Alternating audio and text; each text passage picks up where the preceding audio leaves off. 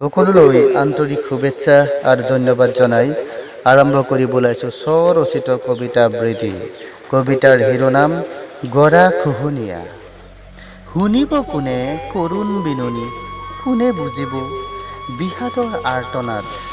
বগ্ন হৃদয়ত আজি মাথো জৰ্জৰিত হিয়া বঙা চকুলো।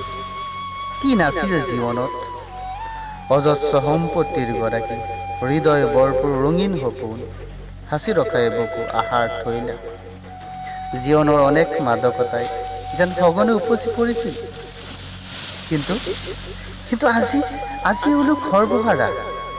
নিষ্ঠুৰ গৰাখহনীয়াই তছতছ কৰিলে সকলো, কাঢ়ি নিলে এফালৰ পৰা কাৰোবাৰ জীৱনক লৈ, খেলিলে কাৰোবাৰ সপোনক লৈ।